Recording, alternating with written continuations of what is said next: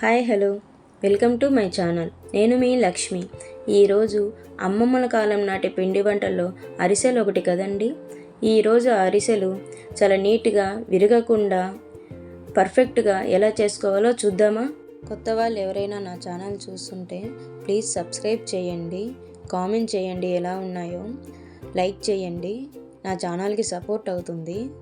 అరిసెలకి store బియ్యాన్నే తీసుకోవాలండి. Store బియ్యం తీసుకుంటేనే చాలా నీట్గా పర్ఫెక్ట్గా వస్తాయి అరిసెలు. మీరు కేజీ అరిసెలు చేయాలంటే కేజీన్నర బియ్యాన్ని నానబెట్టుకోవాలండి. ఈ బియ్యాన్ని నేను ఒక రోజు ముందే నానేసాను. చూసారా ఎంత నీట్గా నానిపోయాయో. ఇలా బాగా నానిన బియ్యాన్ని చిల్లుల గిన్నెలో తీసుకొని నీళ్ళన్నీ బాగా వెళ్ళే వరకు అలానే ఉంచాలండి కొద్దిసేపు. ఇంట్లో వైట్ పంచె ఉంటే దాని మీద బియ్యంని వేసానండి, ఎక్స్ట్రా నీళ్ళన్నీ వెళ్ళిపోతాయని. అలాగని ఎక్కువసేపు బియ్యాన్ని ఆరబెట్టకూడదు. అరిసెలకు బియ్యం తడిగానే ఉన్నప్పుడే మరపట్టించాలి. మరపట్టించిన తర్వాత పిండి మెత్తగానే ఉందిలే అని వదిలేయకూడదండి. ఇలా జల్లించుకోవాలి. పిండి బరకగా ఉంటే అరిసెలు విరిగిపోతాయండి. పిండి ఎంత మెత్తగా ఉంటే అరిసెలు అంత చక్కగా వస్తాయి.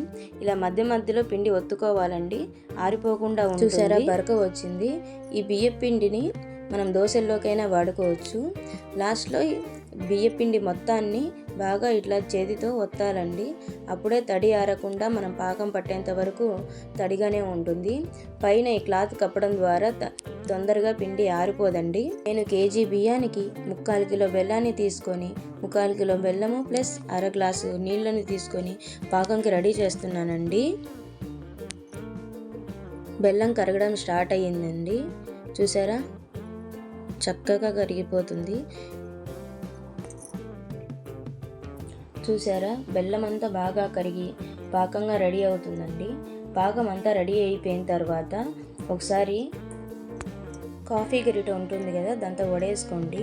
నా దగ్గర ఆ వీడియో మిస్ అయ్యింది. చెక్ చేస్తున్నానండి పాకం రెడీ అయ్యిందా లేదా అని. ఇంకా పాకం రెడీ అవ్వలేదు, ఇంకా పాకం అవ్వాలి. పాకం రెడీ అయ్యే లోపల మిక్సీ జార్లో కొబ్బరి, యాలుకలు తీసుకొని పొడి చేసి పెట్టుకుంటున్నానండి. ఇది పాకంలో వేయడానికి. మళ్ళీ ఒకసారి పాకాన్ని చెక్ చేస్తున్నానండి. ఇలా ప్లేట్లోకి నీళ్లు తీసుకొని కొంచెం పాకాన్ని తీసుకోవాలి. పాకం తీసుకునే తర్వాత ఇలా చెక్ చేసుకోవాలండి. నేను చెక్ చేస్తున్నాను కదా అలా. ఇలా చేతిలోకి తీసుకున్న తర్వాత పాకము, ఆ పాకాన్ని ఆ ప్లేట్లోనే ఇలా కొడితే తక్కువని సౌండ్ రావాలండి. చూడండి నేను చేస్తున్నాను, అది అలా సౌండ్ రావాలండి. అలా సౌండ్ వచ్చిన తర్వాత పాకం రెడీ అయిపోయినట్టే. ఇంకా పాకం రెడీ అయిపోయాక స్టవ్ ఆఫ్ చేసేయాలండి. స్టవ్ ఆఫ్ చేసి ఇందాక మనం మిక్సీ పట్టుకున్నాం కదా కొబ్బరి పొడి, యాలకులు వేసి ఆ పొడిని మొత్తం ఈ పాకంలో వేసేసి బాగా కలపాలండి.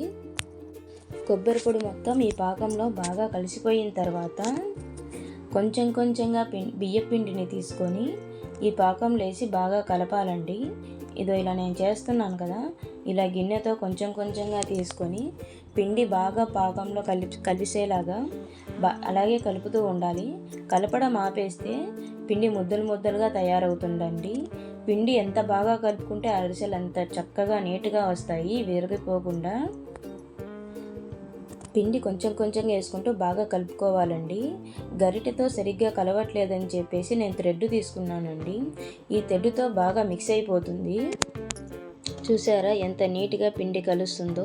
చూడ్డానికి అలా బబుల్స్గా కనిపించిన లాస్ట్లో పిండి చాలా సాఫ్ట్గా అవుతుందండి కలిపిన తర్వాత. ఇలానే పిండి మొత్తం పాకం గట్టిపడేంత వరకు కలుపుతూనే ఉండాలండి. చూసారా అరిసెల పిండి రెడీ అయిపోయిందండి. ఎంత చక్కగా మిక్స్ అయిందో చూసారా. ఈ కన్సిస్టెన్సీలో ఖచ్చితంగా ఉండాలండి. ఇలా ఉంటేనే మీకు అరిసెలు కాల్చేటప్పుడు ఆయిల్లో విరిగిపోకుండా ఉంటాయండి. ఇలా నువ్వులు వేసుకోవడం ద్వారా అరిసెల టేస్ట్ చాలా బాగుంటుందండి. కొందరు నువ్వులు వేసుకుంటారు, కొందరు గసగసాలు వేసుకుంటారు. నా దగ్గర నువ్వులు ఉన్నాయండి, అందుకే నేను నువ్వులు వేసుకుంటున్నాను. ఇలా నెయ్యి వేయడం ద్వారా అరిసెలు చాలా టేస్టీగా ఉంటాయండి. ప్లస్ అరిసెల పిండి ఆరిపోకుండా ఉంటుంది. నేను ఈరోజు ఆఫ్టర్నూన్ పాకం పట్టానండి. వీటిని నైట్ రెడీ చేస్తాను.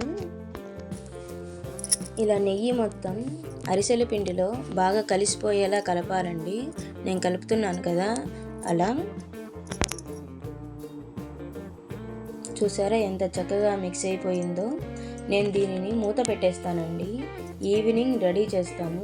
ఇలా మూత పెట్టేసి ఈవినింగ్ రెడీ చేసేస్తానండి. ఇప్పుడు వేడి మీదనే చెయ్యను.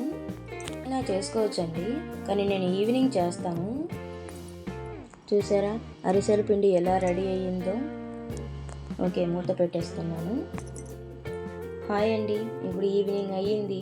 అరిసెలు రెడీ చేయడానికి కావాల్సినవన్నీ దగ్గరలో పెట్టుకున్నాను నేను. ఇలా ఆయిల్ ప్యాకెట్ ఉంటుంది కదా, ఆయిల్ ప్యాకెట్ తీసుకుని దానికి ఆయిల్ పూసేసి ఉంచుకోవాలి పక్కన. ఆయిల్ హీట్ అవుతూ ఉండాలండి. ఇలా ముద్దలుగా చేసుకొని ఒక ప్లేట్లో పక్కన పెట్టుకోవాలి. చూసారా పిండి ఎంత సాఫ్ట్గా ఉందో. మరీ అంత టైట్గా లేదు, మరీ అంత జారుగా లేదు. ఇలా ముద్దలు ముద్దలుగా అన్నీ చేసుకొని ఇలా ప్లేట్లో అన్నీ పెట్టుకోవడం ద్వారా అరిసెలు ఒత్తి ఆయిల్లో వేయడానికి తక్కువ సమయం పడుతుంది. చూసారా నేను చేస్తున్నాను. ఇలా ముద్దలు ముద్దలన్నీ ప్లేట్లో పెడుతున్నానండి. అన్నీ చేసాను ముద్దలు. ఇప్పుడు దిష్టి తీస్తున్నానండి. ఇది ఒక సెంటిమెంట్ కదా మనకి. దిష్టి తీయడం వల్ల బాగా వస్తాయనే సెంటిమెంట్ అంతే. ఎగ్జాంపుల్గా ఒకటి వేస్తున్నానండి, ఎలా వస్తాయి అనేసి. ఆయిల్ కాలిందా కాలేదా అనేసి. ఆయిల్ అయితే బాగా హీట్ అయ్యిందండి. చూసారా ఎలా పొంగుతున్నాయో. నాకు అర్థమైపోయింది అరిసెల పిండి బాగా అయ్యిందనేసి. చూద్దాం ఏమవుతుందో. ఎగ్జాంపుల్గా వేసింది అయితే బాగా పొంగిందండి అరిసె.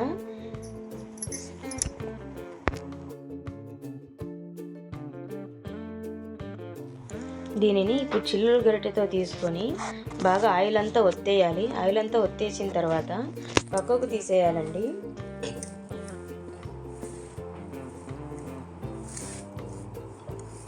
ఇప్పుడు అరిసెలు ఎలా చేయాలో స్టార్ట్ చేద్దాం.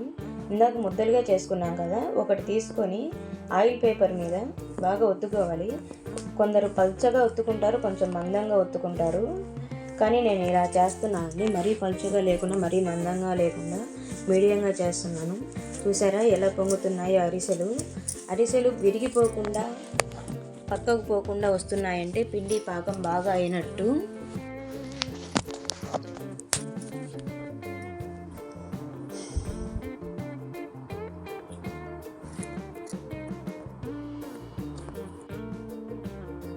ఇలా అన్నీ ఒకేసారి వేయకుండా ఒకటి రెండు అలా వేసుకుంటే అతుక్కోకుండా కాలుతాయండి అరిసెలు. ఒకదానికొకటి అతుక్కుంటే మళ్ళీ దాన్ని విడదీయడం చాలా కష్టం అవుతుంది. చూసారా ఎలా పొంగాయో, పూరిలాగా పొంగాయి కదా. నేను ఇలా చిల్లులు గరిటెలు తీసుకొని ఒత్తుతున్నానండి. కొంతమంది అరిసెలు పీట తీసుకొని ఒత్తుతారు, అది నా దగ్గర లేదు. అందుకే నేను చిల్లులు గరిటెలు తీసుకొని ఒత్తుతున్నాను. అరిసెలు ఎప్పుడు ఆయిల్లో ఎక్కువసేపు ఉంచకూడదండి, మాడిపోతాయి, కాలితే చారిపోతుంది. నేను ఈ ఛానల్ కొత్తగా స్టార్ట్ చేశానండి, అందుకే వాయిస్ ఇవ్వడానికి కొంచెం తడబడుతున్నాను, ఏమనుకోకండి. అందరికీ ఇలా ఉంటుందో లేదో తెలియదు కానీ నాకు వాయిస్ ఇవ్వాలంటే చాలా భయంగా ఉందండి. ఫస్ట్ టైం కదా.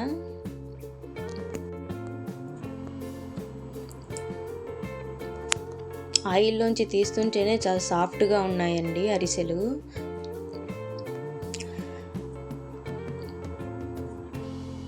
ఇలా ఒక్కొక్కటిగా తీసుకొని అది పొంగిన తర్వాత మరొకటి వేయాలండి. 1 by 1 వేస్తే అతుక్కుపోతాయి. ఒకటి వేసిన తర్వాత అది పొంగుతుంది పైకి, తర్వాత ఇంకోటి వేయాలి.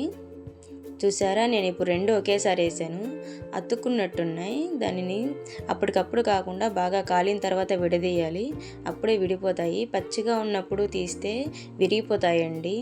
చూసారా ఎలా బాగా పూరిల్లాగా పొంగాయి కదా. ఛానల్ స్టార్ట్ చేసిన తర్వాత రెసిపీస్ ఫస్ట్ స్వీట్తోనే మొదలు పెడదాం అనుకున్నానండి, అందుకే అరిసెలతో స్టార్ట్ చేశాను. మీ బ్లెస్సింగ్ ఉంటే నాకు ఇంకా బాగుంటుందండి. ఇలాగే అన్ని అరిసెలు కాల్చుకోవాలండి. ఆయిల్ బాగా హీట్ ఉండాలి ఎప్పుడైనా అరిసెలు స్టార్ట్ చేసే ముందు.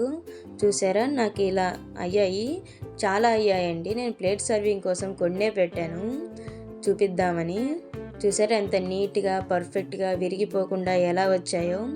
కొత్తగా స్టార్ట్ చేసే వాళ్ళు కూడా చాలా బాగా చేసుకోవచ్చండి, ఈజీగా చేసుకోవచ్చు. ఈజీ ప్రాసెస్ ఇది. నేను మీకు ఒకటి చూపిస్తాను ఎలా ఉన్నాయో. చూడండి ఎంత నీట్గా వచ్చిందో. చాలా సాఫ్ట్గా ఉందండి లోపల కూడా. కొంతమంది చేసిన రోజు మెత్తగా ఉంటాయి, మరుసటి రోజు గట్టిగా అయిపోతాయండి. దానికోసం ఈ చిన్న ట్రిక్ పాటిస్తే చాలా సాఫ్ట్గా ఉంటాయి రోజు కూడా. కాల్చిన రోజే తీసి వీటిని ఒక డబర్లో కానీ ఒక బాక్స్లో కానీ వేసేసి మూత పెట్టేస్తే ఎన్ని రోజులైనా మెత్తగానే ఉంటాయండి. తప్పులు ఏమైనా ఉంటే క్షమించండి. Thank you for watching. Bye.